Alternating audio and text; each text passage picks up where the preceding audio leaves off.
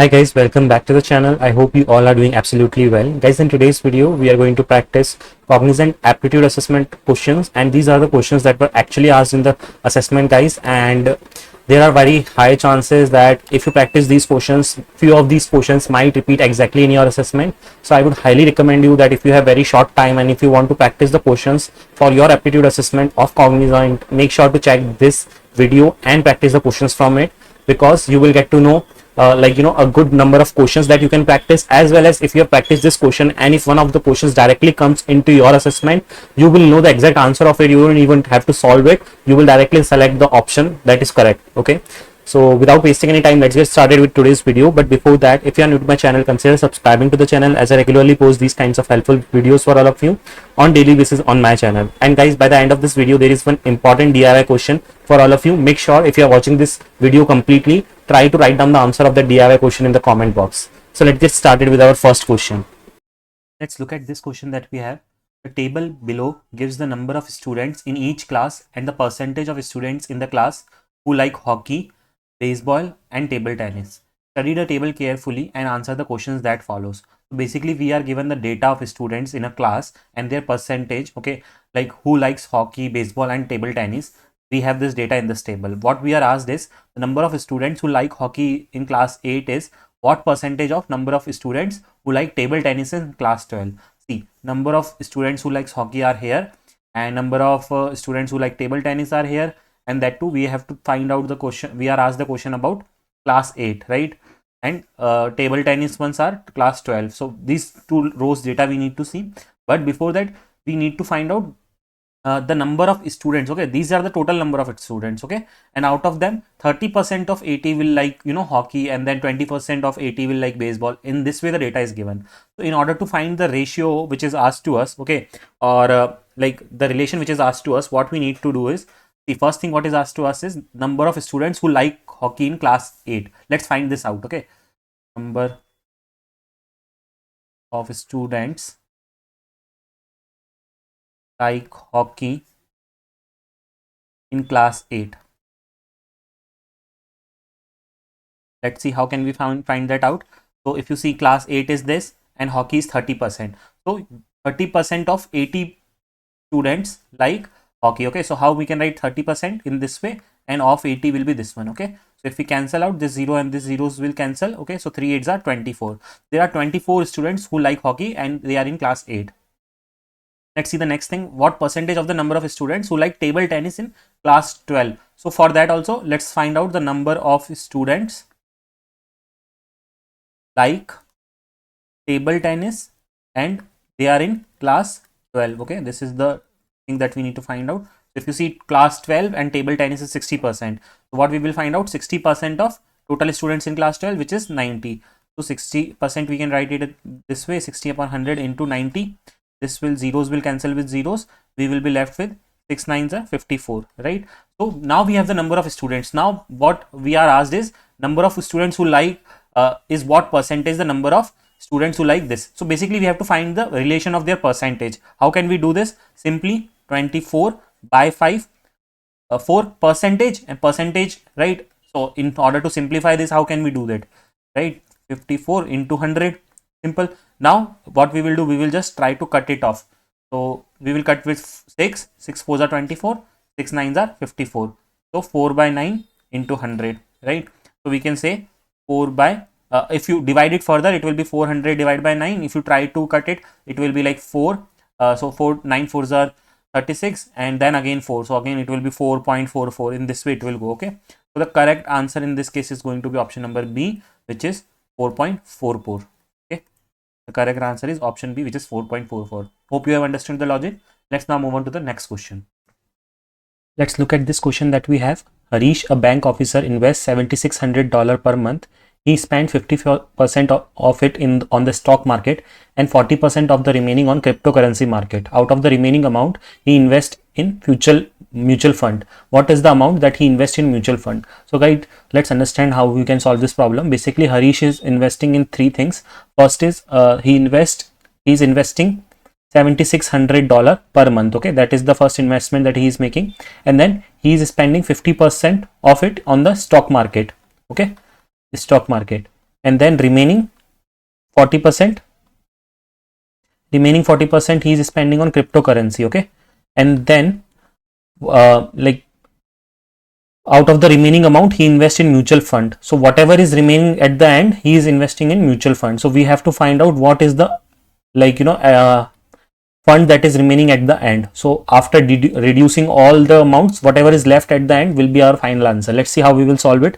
See, first of all, 50% of whatever the amount that we had, which is 7600. Okay, this is the amount that he is spending on stock market. Okay, because that is given to us, right? Initially 50% of 7600 will be how much? 50 by 100 into 7600. Okay, this is going to sum up to 3800. Okay, so this much he is getting, okay, after investing in stock market. So amount spent on cryptocurrency is what? So amount spent on cryptocurrency was 40%, right? So how much we have left with? 3800. So out of this, 40% he will spend on not spend but invest in cryptocurrency. So 40 by 100 into 3800. Okay, this will give the answer as 1520.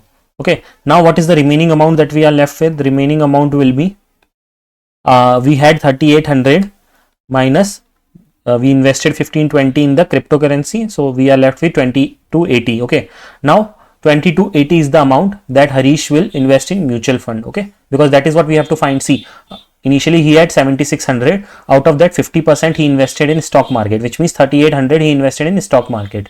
Out of that, what was remaining, of which he will invest in cryptocurrency, 40% of that in cryptocurrency. So we were left with 3800 more. So out of that, 40% he will invest in cryptocurrency, which means 1520 he will invest in cryptocurrency. So out of the remaining, if 50% is gone, which means out of 3800, if 5020 is gone, we are left with 2280. So this is the amount that he is left with, and he will invest all of this in the mutual fund. So the correct answer is going to be option A. Hope you have understood it. Let's move on to the next one now. Let's look at this question. The question is, to solve a crime, police interrogate both Felix and Victor. Felix speaks truth in 60% of cases and Victor in 40% of the cases. Police can catch the criminal only if at least one of them speaks the truth. What is the probability that police catch the criminal? And we have the options as 21 by 25, 24 by 25, 6 by 25 and 19 by 25. Let's try to solve this question. See, first of all, let's note down the data which is given to us. Okay, so Felix truth probability. Okay, Felix speaks truth with the probability of what? 60%, right? So 60% can be written as in what way? 0.6, right? 60 upon 100. So Felix truth probability is 0.6. In the same way, Victor truth's probability is what?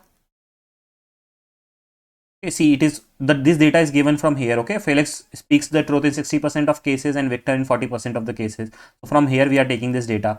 So Victor speaks the truth in 40% of the cases. So this can be written as 0.4. Okay, so this is the probability of truth that we have taken. Now what we need to find, let's see. Police can catch the criminal only if at least one of them speaks the truth. Okay, so see, how to find out if one of them speaks the truth. So what we can say is, out of total, if we minus the combined probability of them speaking lie. Okay, combined probability of lie. Okay, when we will solve, you will understand it better. So we are going to follow this one now. So till now we have found out the probability of truth for Felix and Victor. Now what we will do is find out the probability of lie.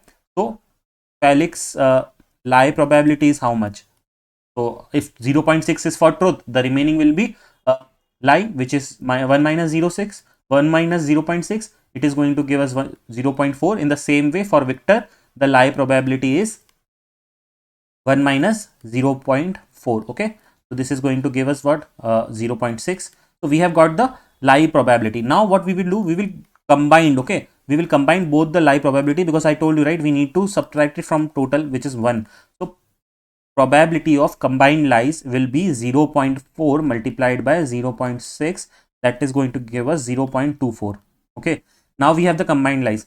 Now final answer we are finding out, that is probability that at least one person speaks truth. Okay, one speaks truth. This is what we are we have to find out. Okay, if you see in the question, at least one of them speaks the truth. So the probability of one of them speaks the truth is 1 minus probability of both lying. Okay, so if we remove the probability of both lying out of one, we will be having the only probability is probability of at least one of them speaking the truth. So see, 1 minus probability of both of them lying 0.24. This is going to give us 0.76. Now we are not having the options in like decimals, so we will convert this to what fractions. So 76 by 100. Now we will cut it off. So you can cut it off, and then the final will be 19 by 25. Okay, so the correct answer is going to be 19 by 25, which is option number D for this question. Hope you have understood it. If you have any doubts, you can ask me in the comment section. Let's look at this question that we have. This is the question based on graph, guys. So see, you will be given a graph and you are asked some question. Let's see the note first of all. All the values are increased over previous years. In 2014, the price of an item was $2,000 and the number of units sold was 50,000. So sales by value is equals to price into number of units sold. It is given to us, and we are asked what was the percentage increase in the price of an item from 2014 to 2016. Okay, and here some data is given, that is percentage increase in the price and the number of units sold of an item over a period of 5 years. Okay, basically see, we are not concerned much with the number of items sold because we are asked price. Okay, and the percentage increase in the price. So what we will do is, we will see first of all the data that is given to us is price in 2014 was how much, to $2,000, right? It is given to us here. Okay, now percentage increase in price from 2014 to 2016 we have to calculate, right? Now from 2014 to 2015, how much percentage it has increased? 15%. That is what we have written here. 15% price increase in 2015, and then 20% has increased in 2016. Okay, now we have to calculate the prices now. Okay, so this is the percentage increase that we are told. So we were told that in 2014 the price was 2000. So the price in 2015 will be how much? 2000 plus the increase, right? Which means 50% of 2000. So when you will solve it, you will get the new price value, that is 2300. So you can say that in 2015 the price value was 2300. Okay, now again we will calculate the price in 2016. So what we will take? We will take the price which was there in the last year, that is 2300, plus the percentage increase that has happened in this year, that is in 2016. So in 2016 we can see from the diagram that the percentage increase has happened 20%. So we will do 20% of 2300. Okay, here. So when you will solve it, you will get the new price as 2760. Okay, which is the new price in 2016. Now what we have to find out? We have to find out the percentage increase from 2014 to 2016. Okay, now whenever you have to calculate percentage increase over a duration of time, what you will do is like the new price. Okay, new price minus old price divided by old. Okay, this will give you the final answer. So see, we have taken that only, the new price, that is 2760, minus the old one divided by old one. So when you will subtract this, you will get 760 divided by 2000. You will get final answer as 0.38. Okay, so that is why the correct answer for this question is going to be option number C, that is 0.38. So guys, you should practice these questions. These are the must, because these questions are very regularly getting repeated, so you can't miss on. At least if you can't practice too much, then at least understand that the answer of this will be 0.38. That will be also more than helpful for you. Let's look at this question that we have. The question is, in 2020 the transportation cost of a bike was 25% of its manufacturing cost. From 2020 to 2021, its manufacturing cost increased by 25%. The transportation cost in 2021 was 40% of the manufacturing cost in that year. By what percentage should the total cost in 2021 be reduced to bring it back to the total cost in 2020? See, the formula that we have is total cost equals to manufacturing cost plus transportation cost. Okay, that is given to us already. So see, first thing is we need to find few things. Okay, see what it is asking. What is it is asking is, by what percentage should the total cost in 2021 be reduced to bring back the total cost in 2020? See, so what we can say is reduction. Okay, this can be called as reduction, right? Because we are reducing things. So how can we do the reduction? Reduction can be done by like we need the total cost, okay, in 2021 minus total cost in 2020. Okay, if we do that, so we get total cost in 2020. If we do that, we get reduction. Okay, now in order to get total cost in 2021, total cost in 2022, we need to find some things. Okay, so let's start finding with total cost in 2020. So total cost in 2020 will be equals to what? Manufacturing cost in 2020. If you see, manufacturing cost in 2020 is given to us. So manufacturing cost in 2020 is not given, so let's suppose it to be M. Okay, because it is given 25% of manufacturing cost. Okay, directly manufacturing cost is not given, so we are considering it M, and then 25% of manufacturing cost, which can be written as 0.25 M, right? 25% of manufacturing cost is what? 25% of M, right? So this can be written as 25 divided by 100 into M, right? And then further can be written as 0.25 M. Okay, so that is how I've directly taken it as 0.25 M. Okay, here now this is the total cost in 2020. So if we simplify it, we will get it 1.25 M. Okay, that is the total cost in 2020, total manufacturing cost. Now let us calculate the total manufacturing cost in 2021. In order to calculate the total manufacturing cost, what do we know? We need to have manufacturing cost and transportation cost. Let's see. So total manufacturing cost in 2021 will be equals to what? Manufacturing cost in 2021. So see, do we have something? From 2020 to 2021, its manufacturing cost is increased by 25%. That is what it is told to us, right? And then the transportation cost was 40% of the manufacturing cost in that year. See, it is told us that the transportation cost was 40% of the manufacturing cost. So manufacturing cost is what? Manufacturing cost in 2021 will be, if you see M, okay, again, because we are not given the manufacturing cost here also, so we will consider it in terms of M, and then we will add what? 25%, because it is told 25%, right? It is increased 25%, so 0.25 M. This will also be 1.25 M. Okay, next we also need this is not total cost, okay, this is manufacturing cost. Just understand, this much is manufacturing cost. In order to find the total cost, we will need transportation. We need to add transportation costs also, right? Because we have seen that. Now let's add transportation cost. So what is transportation cost? Transportation cost is 40% of the manufacturing cost. So 40% can be written as 0.40 plus manufacturing cost, okay, which is the new manufacturing cost is 1.25.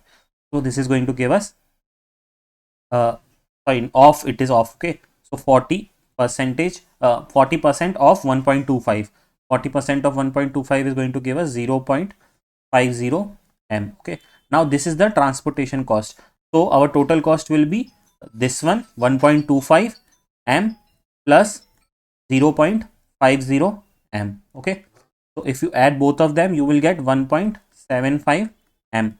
Okay, so now we have got the total cost in 2021. So now what we need to find, our formula that we have written, right? Reduction. So reduction, in order to calculate, we need total cost in 2021, which is 1.75 minus total cost in 2020, which was 1.25. Okay, so we have found out the reduction thing. So 1.75 minus 1.25 is going to give us 0.50 M. Okay, don't forget to mention M everywhere, because M was a part of it, which is manufacturing cost. Now we are asked percentage reduction, right? Percentage. So we have to convert it, and we have to find out the percentage reduction. How can you find out the percentage reduction? So in order to calculate the percentage reduction, you have to do this reduction value that you have got divided by the total reduction, okay, which was 1.75. okay, total cost basically divided by the total cost, 1.75 into 100. This will give us the percentage value. So you can you can solve it further. It is going to be 50 upon 175 into 100, and then finally you are going to get 28.57% as the answer of this question. The correct answer is going to be option number A, which is going to be 28.57%. Okay, 28.57%. Hope you have understood it. See, it was easy, but the things were tricky. Basically, you need to find out initially the total cost in 2020, total cost in 2021. Once you have found the total cost, you need to find reduction. Once reduction is found out, then you have to find percentage reduction. Okay, so percentage reduction, how you will find out the reduction value that you have got, and then the total cost that you have into 100. So in this way, final answer can be deduced as 28.57%. Hope you have understood the logic. Moving on to the next question. Let's look at this question that we have. Let M and N be two events such as probability of M is equals to 7 by 12 and probability of N is equals to 9 by 12, and probability of M and N is equals to 1. What is the probability of occurrence of event M if event N has already occurred? See, let's see how we will solve this question.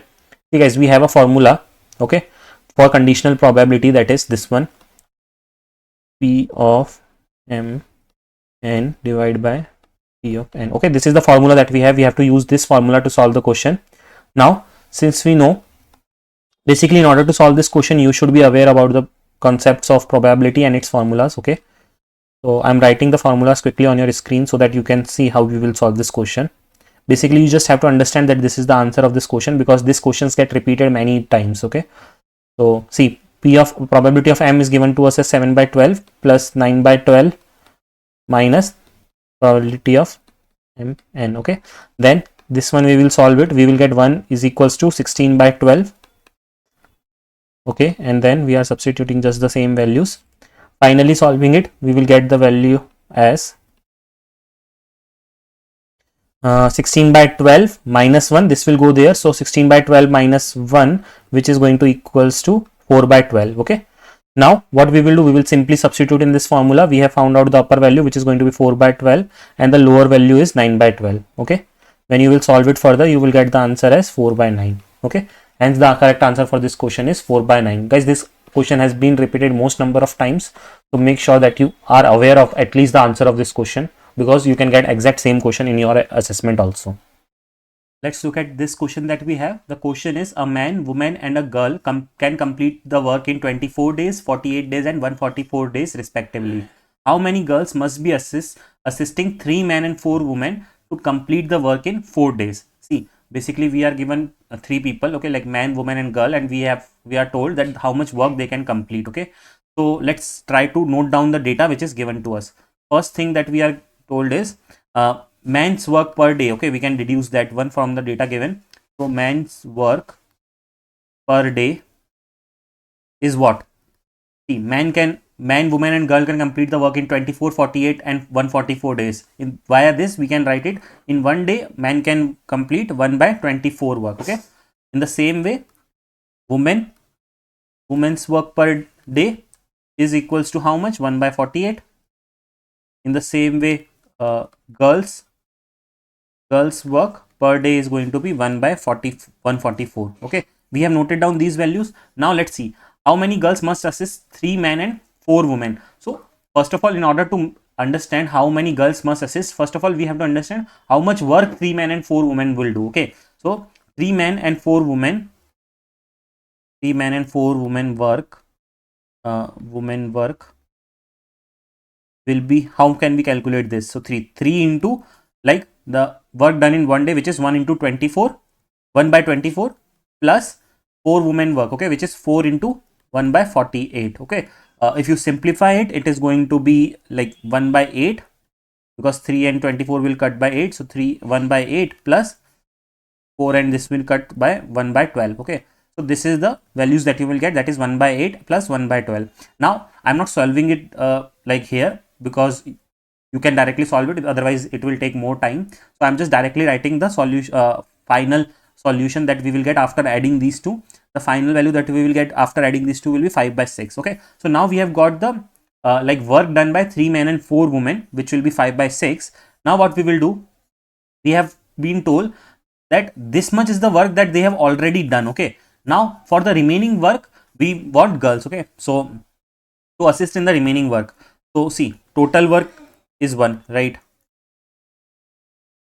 Total work is 1. So work left, okay, work left will be how much? 1 minus 5 by 6, correct? So 1 minus 5 by 6 is 1 by 6. Okay, so this is the works that needs to be done by girls. Okay, so let's understand how many girls will be required to complete this much amount of work. We have already seen one girl can do 1 by one girl in 4 days can do how much work? See, girls in 1 day can do this much of work, right? We have already written this above, that girls per day will do 1 by 144. So girl 4 day work, one girl 4 day work is 1 by 144 into 4. Okay, which is 4 by 144, which is 1 by 36. So number of girls needed to complete 1 by 6 work. Okay, so number of girls, why 1 by 6? Because 1 by 6 is the only left. Okay, number of girls needed for 1/6 work will be 1/6, that is the total work left divided by the work done by one girl.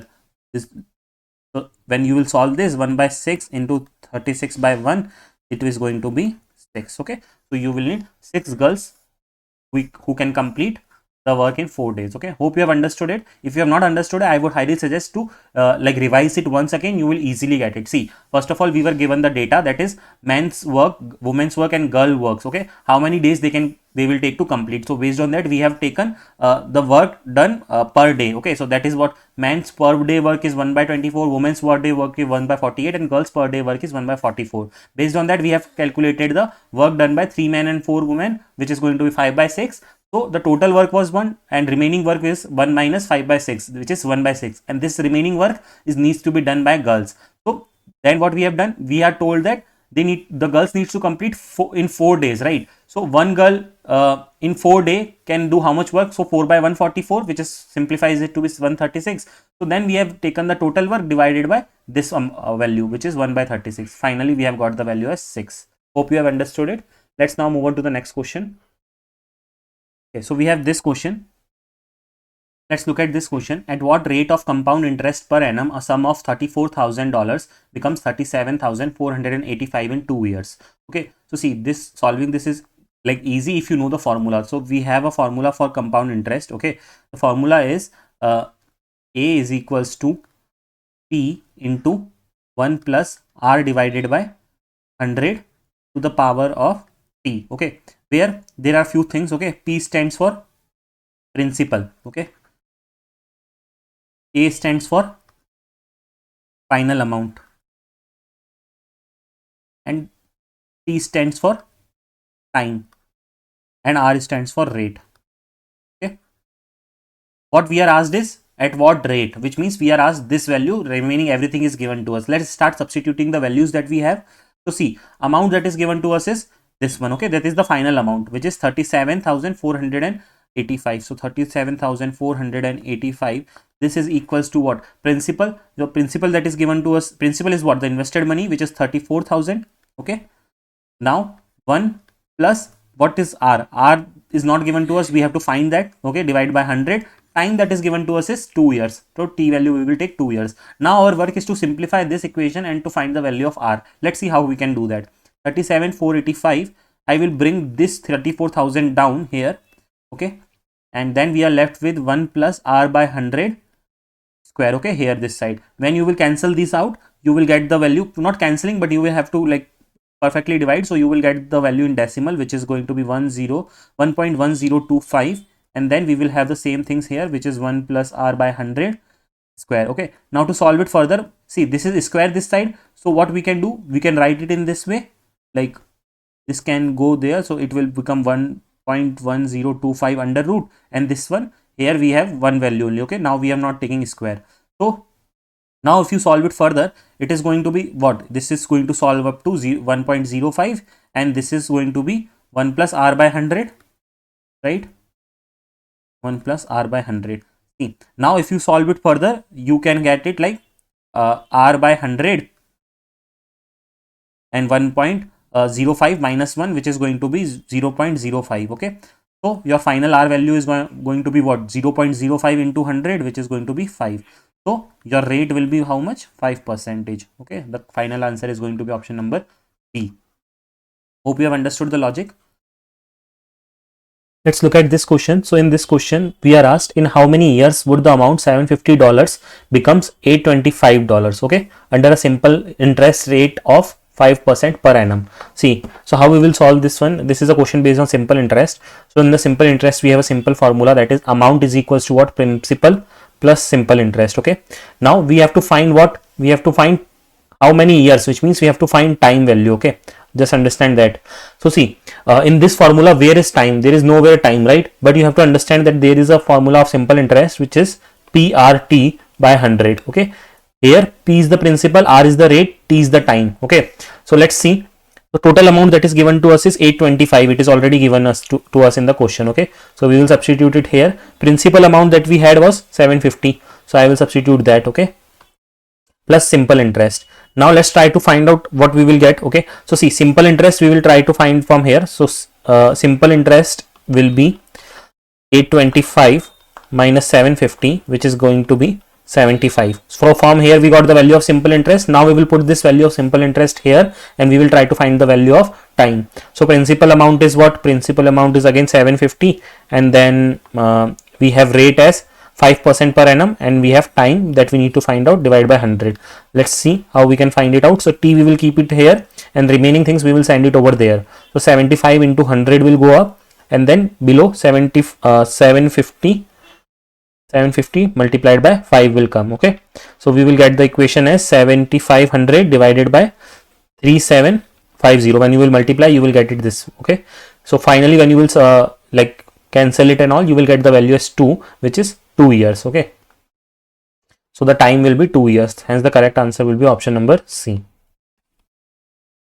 Let's look at this question that we have. The question is the number of ways to divide 8 students into 2 different groups of equal numbers to perform an experiment is. Okay, and we have the option is 140, 70, 60 and 120. So see guys, this question is based on combinations. Okay, combinations. So we have to find the number of ways to divide 8 students in 2 different groups of equal numbers to perform an experiment. Okay, so if you remember, there is a formula that is NCR is equals to n factorial divided by r factorial into n minus r factorial. Okay, we are going to use the same formula. So in our case, n value is what? 8 number of students are there, and we have to like 2 different groups of equal numbers, which means 4 4, right?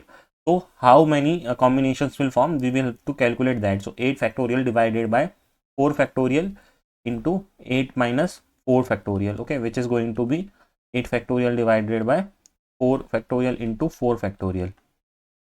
This can be written as 8 7 6 5. Okay, and into 4 factorial, and this will be 4 factorial into 4 3 2 1. This will get cancelled out, and then further cancelling we can do. So for example, 4 2s are 8, this can get cancelled. 3 2s are 6, this can get cancelled. So 2 5s are 10 into 7, which is going to be 70. The correct answer in this case is going to be option number B, which is 70. Hope you have understood it. Let's now move on to the next question. Okay guys, so let's see this question. Macro invested in 2 schemes, $42,000 in scheme A for 1 year at a simple annual rate of 5% per annum, and $14,000 in scheme B for 2 years at annual interest rate of 8% per annum, compounded semi-annually. What is the approximate difference in interest earned by both the schemes? We have the different options.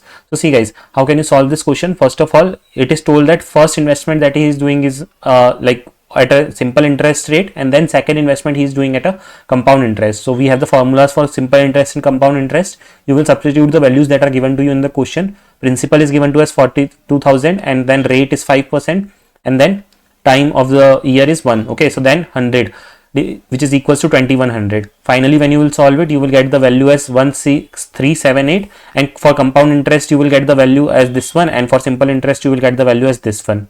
Okay, so see, this is the amount value. Based on this amount value, you will find the final compound interest, which is 2378. You will subtract both the values, you will get the final answer as 278. Okay, so in this way you have to solve this question, that is the difference between both the amounts, that is 278. Let's look at this question. A pipe can fill a tank in 12 hours, while a leak, which is at 1/6 at the height of the tank, can empty up to the part in S hours. If both are open simultaneously and initially the tank is full, then what will be the 1/6 full? Okay, we have options as 9 hours, 8 hours, 10 hours and 12 hours. So how can we solve this question is, first of all, let's understand the statement again. A pipe can fill a tank in 12 hours. Okay, this data is given. So based on this data, what we can write is filling rate is what? Filling rate is going to be 1 by 12 per hour, right? In 1 hour it will be 1 by 12, right? Next is leak is at 1/6 of the tank and can empty that part in S hours. Okay, so what can we write in that case? Emptying rate. Okay, emptying rate is going to be, emptying rate is equals to 1 by S per hour. Okay, again for 1/6 of the tank. Okay, for 1/6 of the tank. And what we were told is initially the tank is full and both pipe and the leak are open. So we need to find when the tank will be 1/6 full. Okay. So let's understand the leak effect. The leak affects only the bottom of 1/6 of the tank, right? It is told when it will be 1/6 full, which means it is only affecting the bottom 1/6 of the tank. This means the leak empties the full tank at the rate of 6/s per hour, right?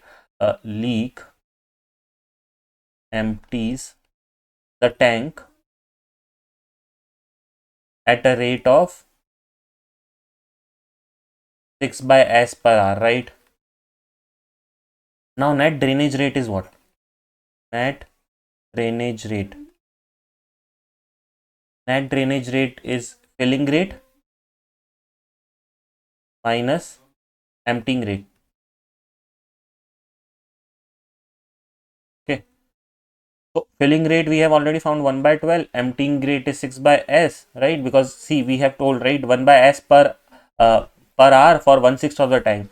So leak empties the tank at a rate of 6/s per hour. Okay. So that is why 6/s. This is s. Okay. Don't get confused. Now what we have to find is finding the time to reach 1/6 full. Okay. Because that is only which we have to find. So that how we will calculate is the tank starts full and must reach 1/6 full, right? So amount of water to be lost is 1 minus 1/6, which is going to be 5/6 of the tank. Okay, this much amount needs to be lost.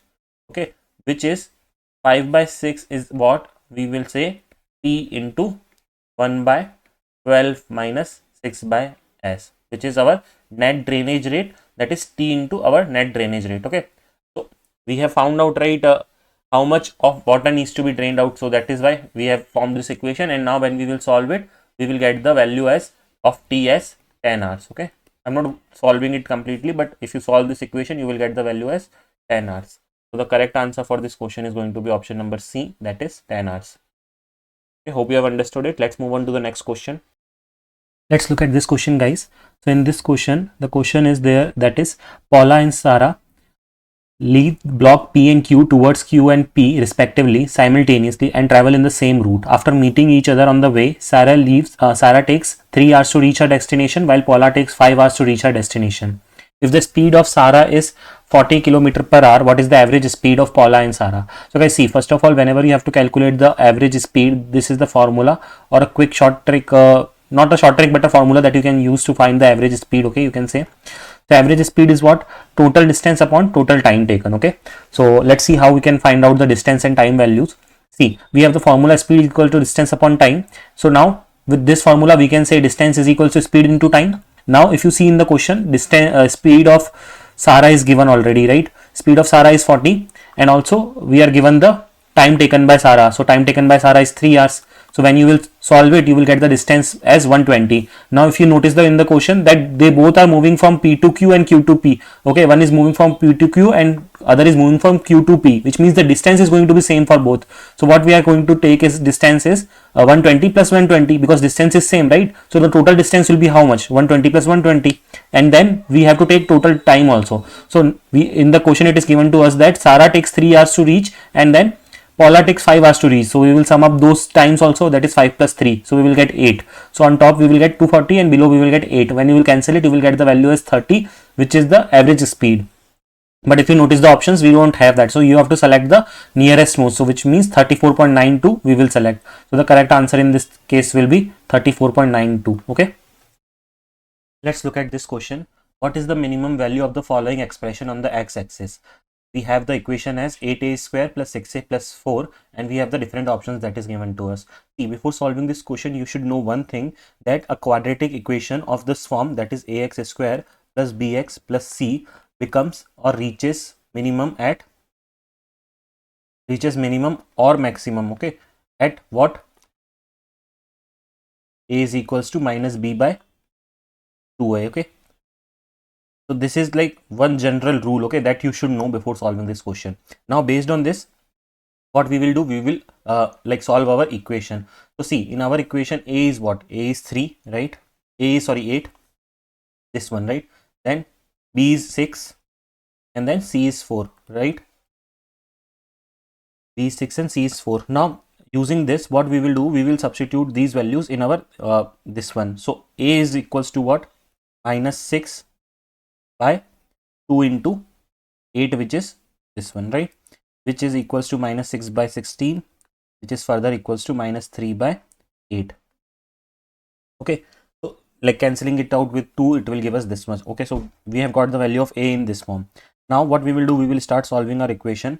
So see, 8a square plus 6a plus 4. Okay, 8a, which means 8 into 3 3s are 9, and 8 is 64. Okay, basically I'm substituting this value in place of a, plus 6 into uh, 6 into minus 3 by 8 plus 4. Okay, this will equals to how much? 72 by 64 minus 18 by 8 plus 4. Okay, now we will further solve it by taking the LCM and all. So it will be 9 by 8. First of all, I'm cancelling this out. Okay, so 9 by 8, I'm cancelling it with 8. So 9 by 8 minus 18 by 8 plus 4. Okay, this will give us, finally solving it completely will give us 23 by 8. Okay, which is equals to 2.875. Okay, and if you convert it into mixed fractions, it will be minus 3 by 8. Okay, so the correct answer is going to be option number C for this question. Hope you have understood it. Let's now move on to the next question. Let's look at this question that we have. The question is, if P is to Q is equals to Q is to R is equals to 7 is to 13, then we have to find the ratio P is to Q is to R, and we are given different options. We have to select the final answer from these given options. Let's try to solve this question. First of all, let's take the initial ratio that is given to us. P is to Q is equals to Q is to R is equals to 7 is to 13. Okay, now based on this, what we can write? Can we write this? P is to Q is equals to 7 is to 13 and Q is to R is equals to 7 is to 13, right? We can absolutely write this. Now what we will assume is our value of Q, let us consider that let Q is equals to 7x. Okay, based on this we have taken, so Q is having the ratio 7, so that is why we have assumed Q is equals to 7x. Now what we will do, we will substitute the values basically from P is to Q is equals to 7 is to 13, which is this first equation. Okay, this one. We are now, what we are doing is we are substituting the value of P. So P can be written as what? P can be written as 7 by 13 Q, right? Because see, I'll tell you quickly if you have not understood. P is to Q is 7 is to 13, right? Which can also be written as P by Q is 7 by 13, right? We are trying to find out P. So P can be written as 7 by 13 Q, right? So that is what we are just doing here. So P is what? 7 by 13 Q. And then what we will do, we will substitute the value of Q in this case, which is going to be, which we have assumed, right, 7x. So this equation is going to give us as 49 by 13x. Okay, this one, this is the value of P we have got. Now again, what we will do from equation second one, which is Q is to R is equals to 7 is to 13. Okay, what we are going to do is this time we are going to find out the value of R. Okay, so R will be how much? R will be 13 by 7 and Q. Okay, so 13 by 7 into 7x, this is going to cancel 7 and 7, we are going to get 13x. We have found the value of P in terms of x, we have found the value of R in terms of x, and we have also assumed the value of Q in terms of x. Now let us substitute all these values. So P is to Q is to R, what we can write? 49x by 13. This is the P value which we have got. Next value is what? Q, which is 7x, which we have assumed, and R value that we have got is 13x. Now what we will do, we will just simply multiply 13 with all the three values to simplify the equation further. So 7x into 13 and 13x into 13. Okay, so here this will get cancelled out, this will be 49x, and then 13 into 7x will be 91x, and then 13 into 13 will be 169x. Okay, removing x from everywhere, we will get the final ratio as 49 is to 91 is to 169, which is going to be our option number C. That is why the correct answer for this question is option number C. Hope you have understood it. So let's look at this question. How can we solve this? The question is, Jason rows a boat at 13 km/h in still water.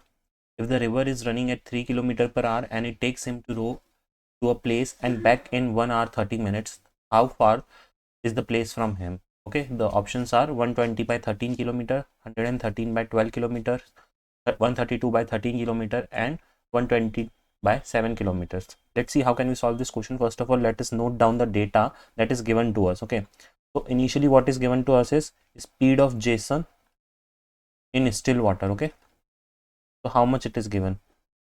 It is given as 13 kilometer per hour, right? If you see in statement number 1, Jason rows a boat at 13 kilometer per hour in still water. This was the data given to us. Next data that is given to us is speed